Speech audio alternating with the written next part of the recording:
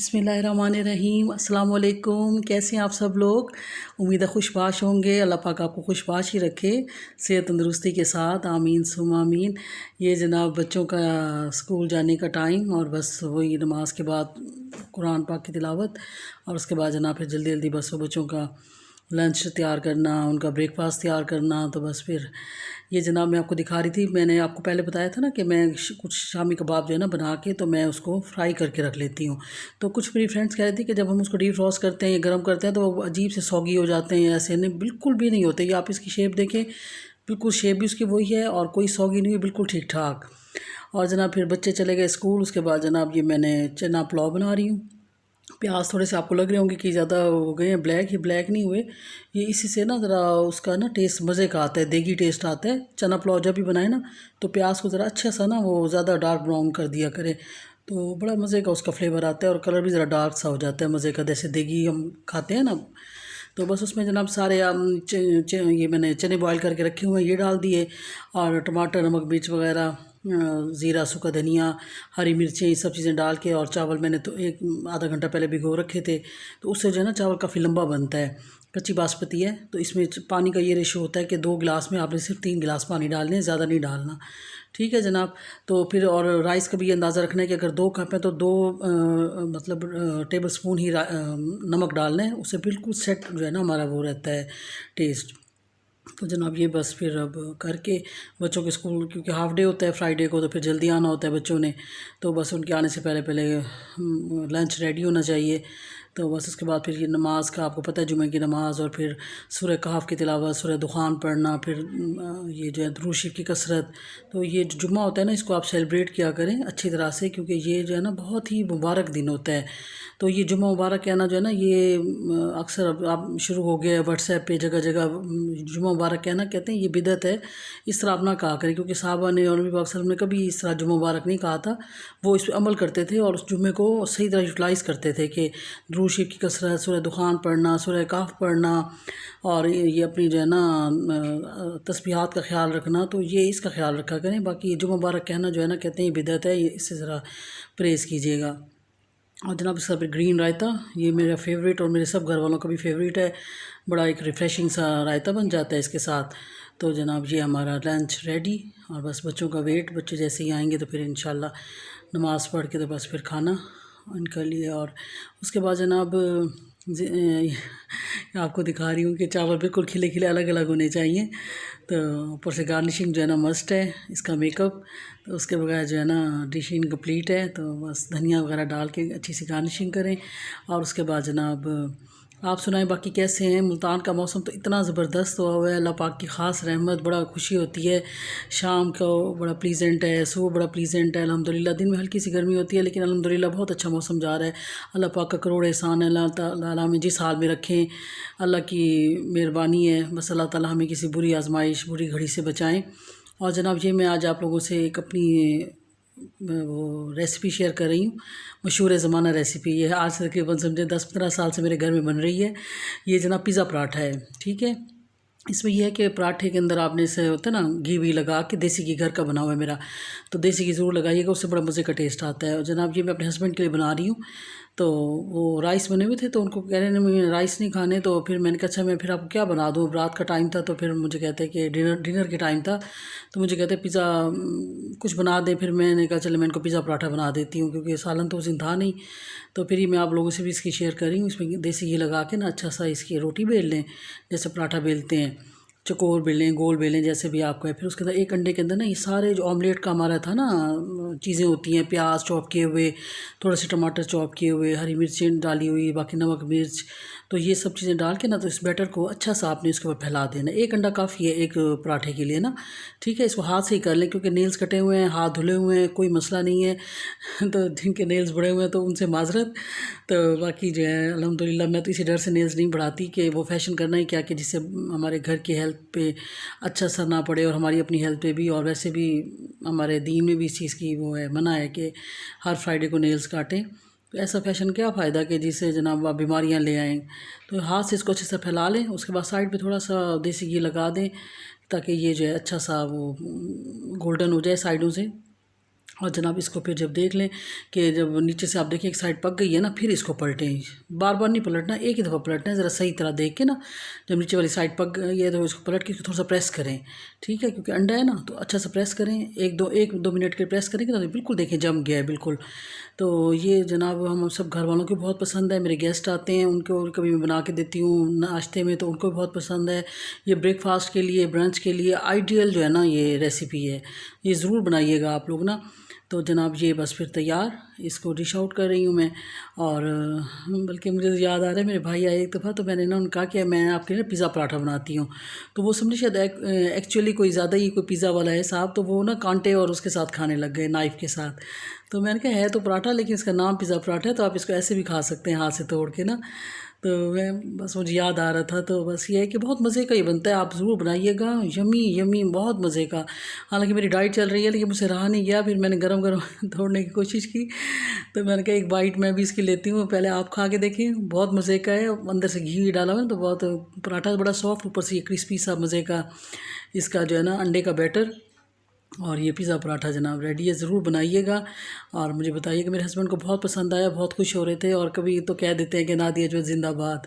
मैंने कहा आपकी मेहरबानी है, हम क्या कह सकते हैं।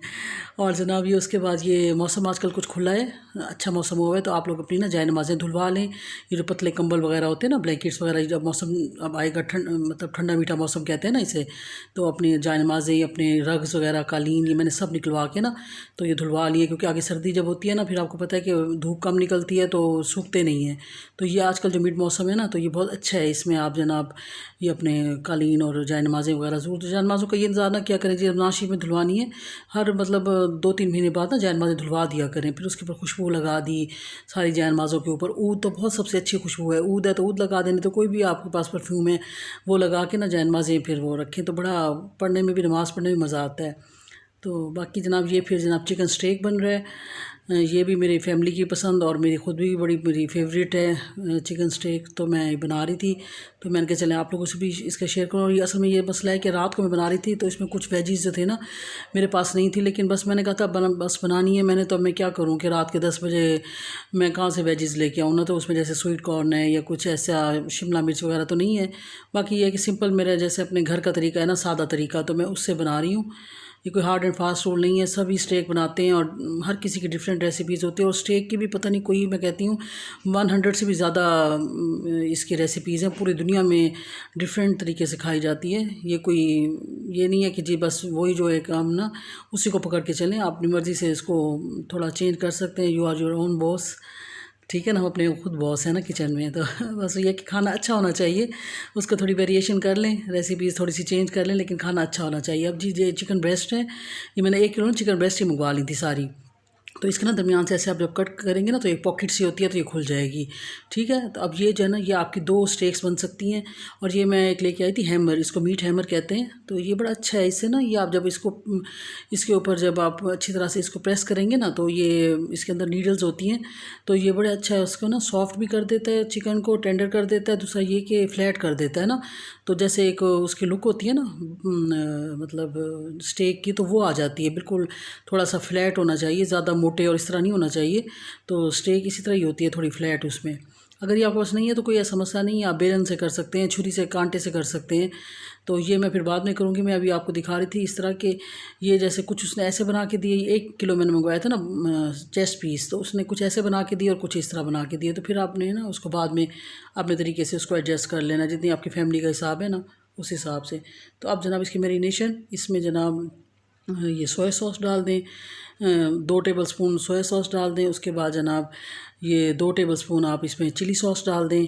और मेरे पास जो इसका सबसे मेन इंग्रेडिएंट था वर्सेस्टाइर सॉस, वो था नहीं, तो उसके लिए माजरत। तो लेकिन उसके बावजूद भी ये बहुत ही यमी बना था, बहुत मज़े का। सिरका डाल दें इसमें 2 टेबलस्पून।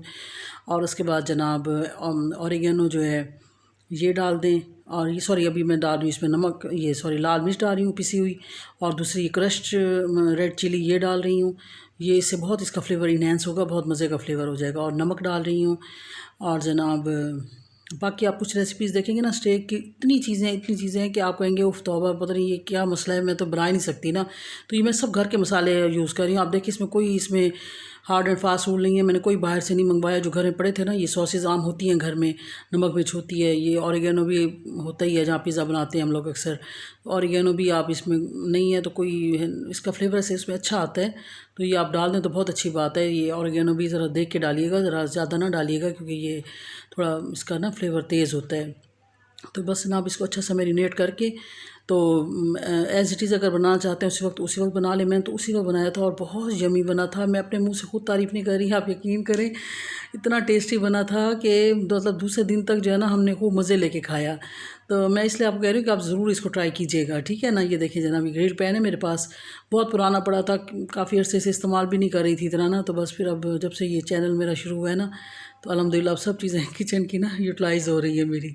तो इसमें मार्क्स आ जाते हैं ना ग्रिल पैन के, तो अच्छे लगते हैं।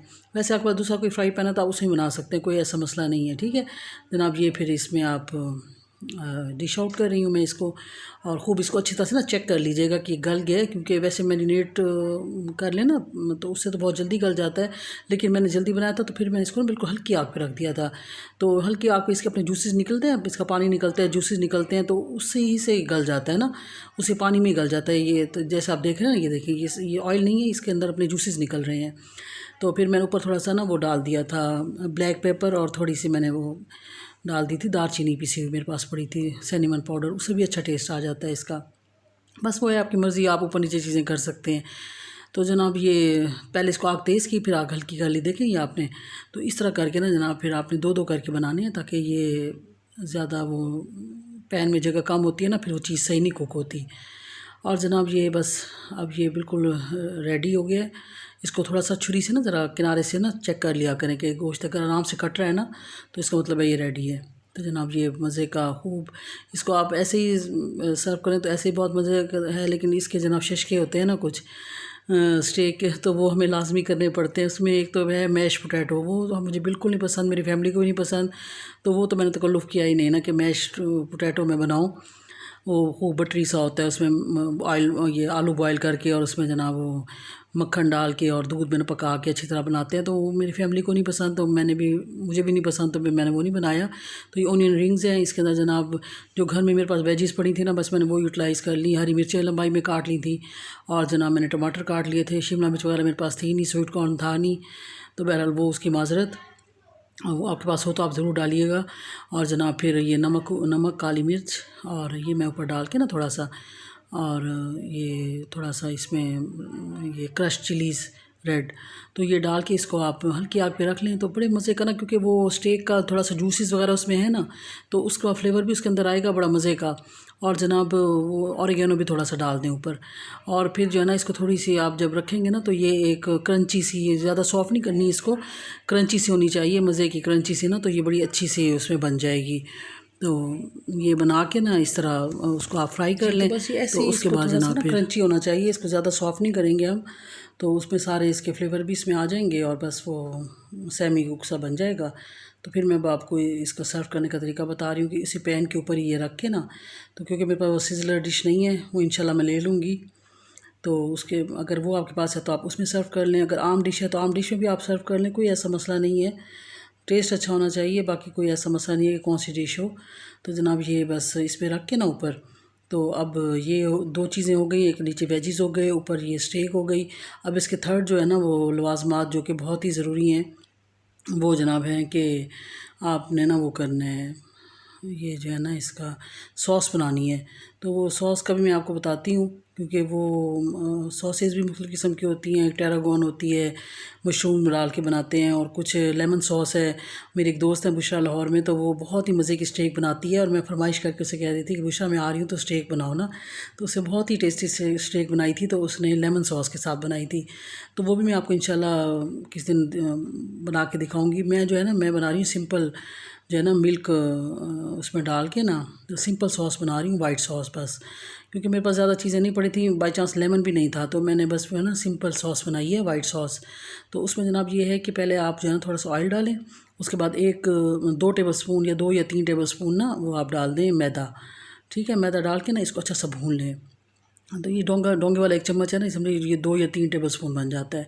ठीक है जनाब, इसको हल्का सा भुनेंगे ना तो इसका कच्चापन भी ख़त्म हो जाएगा और इसमें अच्छी से खुशबू आने लगे ना, तो इसमें फिर आप ऑरिगेनो डाल दें और नमक और काली मिर्च डाल दें। बस ये 3 स्पाइसेस इसमें डालेंगे और ज़्यादा कोई चीज़ नहीं डलेगी। ठीक है, उसके बाद इसको भून लें, अच्छी से खुशबू आने लगेगी ना, तो फिर आप इसमें थोड़ा सा ना दूध इसमें ऐड कर लें। 1 कप या 1.5 कप जितना ना दूध आप उसमें ऐड कर लें। देख लीजिएगा कि आपको कितनी थिक चाहिए, उसकी कंसिस्टेंसी कितनी चाहिए। तो मुझे तो थोड़ी थिक ही पसंद है, तो ज़्यादा रनी मुझे नहीं पसंद। तो बस फिर ये है कि 1 कप जो है ना वो नॉर्मल कप मेरे लिए काफ़ी होता है, या 1.5 कर लें उसको। तो जनाब ये इसमें डाल के ना दूध इसमें डाल के, तो फिर इसका जल्दी से आपने इसका ख्याल रखना है कि इसमें गुठलियाँ ना बने, और चम्मच से अच्छी तरह से ना इसकी गुठलियों को आपने ख़त्म कर देना है। बिल्कुल इसमें कोई लम्स ना हो, कोई कुछ ना हो, बिल्कुल फ्लैट और बड़ी स्मूथ सी ना ये आपने इसकी सॉस बनानी है। ठीक है जनाब, तो ये मैक्सिमम 1 मिनट या 2 मिनट आप पकाएंगे ना तो अच्छी खुद भी थिक होने लग जाएगी, क्योंकि मैदा इसमें काफ़ी जल्दी जो है ना वो गाढ़ा हो जाता है। तो बस उसमें कोई कॉर्नफ्लोर की चीज़ डालने की ज़रूरत नहीं है। बस जनाब ये तैयार है। इसको बस आप जो है ना मैक्सिमम 1 या 1.5 मिनट में तैयार हो गई थी। तो बस ये तैयार है। इसके बाद जनाब आप इसको फिर उसी तरह सॉसेस के इसके स्टेक के ऊपर डाल के ना तो सर्व करें। तो वैसे भी ये खाली भी बहुत यमी लगती है, बड़ा एक लाइट सा एक रिफ़्रेशिंग सा इसका टेस्ट होता है, क्योंकि बस ये नमक, काली मिर्च और ऑरिगेनो है इसमें, और दूध और वो ना मैदा, तो उसका बहुत मज़े का टेस्ट होता है ऐसे, बड़ा एक ना बैलेंस अच्छा सा। तो जनाब ये थोड़ा सा मैंने इसमें डाला है पानी है, मुझे लग रहा था कि थोड़ा सा ये गाढ़ा हो गया, तो थोड़ा सा पानी मैंने डाला है, लेकिन उसके बाद इसको अच्छा सा पका लें और बस ये आपके लिए तैयार है। और इसको जनाब आप डिश आउट करें, ज़रूर बनाइएगा और मुझे कमेंट से बताइएगा कि आपको कैसा लगा। फैमिली के साथ इसको एंजॉय कीजिएगा और खुश रहा करें और एंजॉय क्या करें नई नई रेसिपीज़ नए। अच्छा ये जनाब आलू जो है ना, मैंने इसको क्या किया कि जल्दी जल्दी मैंने इसका आपको एक हैक बताऊं कि मैंने एक आलू लेके ना इसको मैंने इसको छोटा छोटा काटा, और उसके बाद जनाब क्योंकि आलू मैश पोटैटो तो मैं नहीं बना रही, लेकिन ये इस तरह के थोड़े आलू ना बच्चे खा लेते हैं और मेरी फैमिली को पसंद है।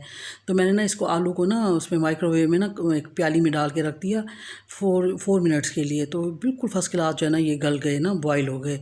तो फिर मैंने ना उसको फिर डिश आउट जब किया तो फिर मैंने आलू ऐसे ही ना ऊपर डाल दिए।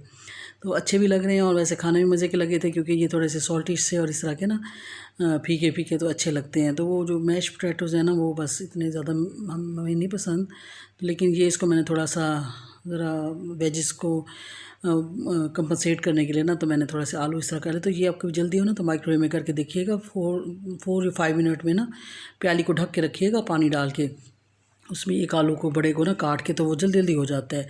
उसके बाद जनाब ये हमारी मज़े की यम यम वाइट सॉस, ये जब आप खाएंगे ना खुद बना के घर में, तो आई विश के मैं आपको टेस्ट करवा सकती, लेकिन ये जब आप बनाएंगे ना घर में तो इंशाल्लाह आपको बहुत ही मज़े की लगेगी।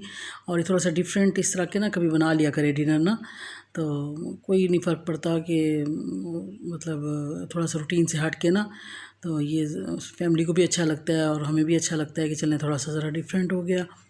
और इजी टू कुक है, इसमें इतना कोई ज़्यादा मुश्किल नहीं है। ये मैक्सिमम ये डिश मेरी आधा घंटे में तैयार हो गई थी, क्योंकि उसी वक्त मैंने सारी कटिंग वगैरह गोश्त काटना सब कुछ मैंने वो किया। अगर आप मैरिनेट करके रख लें ना चिकन को, तो ये आपके लिए और आसान हो जाएगा कि आप चिकन को ब्रेस्ट पीस मंगवा के उसको मैरिनेट करके रख लें, तो बाकी सिर्फ आपने सॉस बनानी है और वेजीज करने हैं सौते, उसमें कोई टाइम नहीं लगता।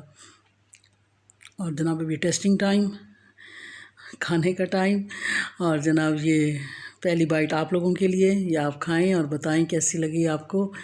ये देखें जी, आपको खिलाए बगैर तो नहीं खा सकते ना हम।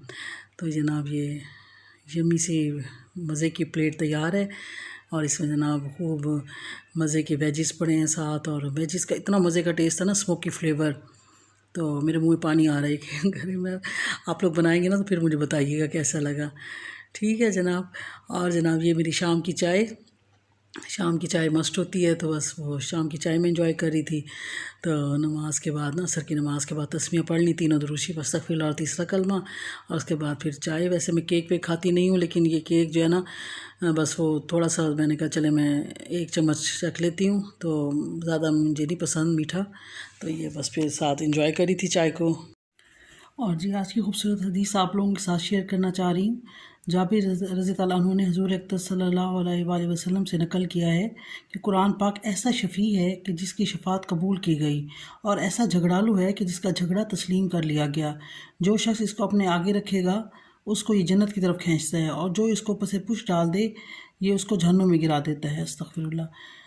और एक और हदीस में है कि अब्दुल्ला बिन उमर हुज़ूर अक़दस सल्लल्लाहु अलैहि वसल्लम से नकल करते हैं कि रोज़ा और कुरान शरीफ दोनों बंदे के लिए शफ़ात करते हैं। रोज़ा अर्ज़ करता है कि या अल्लाह मैंने इसको दिन में खाने पीने से रोके रखा, मेरी शफ़ात कबूल कीजिए। और कुरान शरीफ कहता है कि या अल्लाह मैंने इसको रात को सोने से रोका, मेरी शफ़ात कबूल कीजिए। बस दोनों की शफ़ात कबूल की जाती है।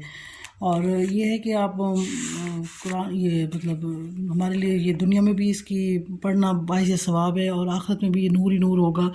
तो कोशिश किया करें कि अपना ज़्यादातर टाइम जो है ना कुरान पाक पढ़ने में सर्व किया करें। और ये सोचा करें कि देखिए हम जितना टाइम हम व्हाट्सएप पे, सोशल मीडिया पे और इस पे लगाते हैं, तो क्या उतना टाइम हम कुरान पढ़ने पे लगाते हैं? तो हर कोई अपने आप से खुद सवाल करे ना कि कितने आवर्स जो है ना हम सोशल मीडिया और फजूल ये गॉसिप्स पे और चैटिंग पे जो हम लोग ज़ाय करते हैं, तो उतना टाइम क्या कुरान पढ़ने में हम लोग यूटिलाइज़ करते हैं कि उसका तो हमें सवाब है दुनिया में भी और आखिरत में भी। और इस तरह की फजूलियात में टाइम ज़ाय करना, वक्त का पता नहीं लगता, 1 घंटे 2 घंटा ऐसे ज़ाय हो जाते हैं। तो आज से कोशिश कीजिए कि अपने टाइम को जो है ना सही तरीके से यूटिलाइज़ करें, कुरान पाक को सही तरह पढ़ें, उसके तर्जमे पे गौर करें और उसकी तफसीर पढ़ें, और कुरान पाक अच्छी आवाज़ में पढ़ने की कोशिश करें। और कम से कम ये है कि एक जो है ना एक पेज 2 पेज तो ज़रूर कुरान पाक का आप पढ़ा करें। मतलब ये जो फ़िक्स होती है ना हमारी कि सूरह यासीन, सूरह रहमान सुबह हमने ज़रूर पढ़नी है, ठीक है, और रात को सूरह मुल्क, सूरह सजदा ज़रूर पढ़नी है, ये तो फ़िक्स हो गई ना। उसके बाद ये है कि कुरान पाक का भी कुछ हिस्सा जो है ना आपने डेली ज़रूर पढ़ना है। कि सूरह बकरा जैसे है तो वो भी आप शुरू कर दें, रोज़ के जो है ना 2 पेज आप सूरह बकरा के पढ़ लिया करें। कि एक हदीस पाक का मफ़हूम है कि जिस घर में सूरह बकरा पढ़ी जाती है वहाँ शैतान नहीं आता। तो जनाब सूरह बकरा आप इसी तरह शुरू कर दें, रोज़ के ना 1-2 पेज पढ़ लिया करें। और इसी तरह कुरान भी शुरू से शुरू कर दें, और उसके बेशक 1 पेज पढ़ें, 2 पेज पढ़ें, लेकिन साथ ना उसका तर्जुमा ज़रूर पढ़ लें, ठीक है, ताकि आपको उसका डबल फ़ायदा मिलेगा। कुरान पढ़ने का भी सवाब मिलेगा और कुरान को समझने का भी, जो इसका हक़ है कि उसको समझ के पढ़ा जाए। क्योंकि अरबी हमारी अपनी ज़बान नहीं है ना, तो जब तक हम समझ के नहीं पढ़ेंगे तो हमें क्या पता कि हमारे अल्लाह हमसे क्या फ़रमाते हैं ना। तो ये बस कोशिश किया करें कि हम लोग यूनिवर्सिटीज़ तक जाते हैं, पीएचडीज़ करते हैं, कितना दुनिया की तालीम के ऊपर पैसा वक्त ज़ाय करते हैं। ज़ाय तो नहीं कहना चाहिए, ठीक है, ये भी एक इल्म है, लेकिन असल इल्म जो है ना वो किताब का है, जो कुरान की किताब है ना, ये अल्लाह की ने जो हमारे पास किताब भेजी है ना, सबसे अफजल इल्म इसका है। तो इसके लिए तो हमारे पास टाइम ही नहीं है।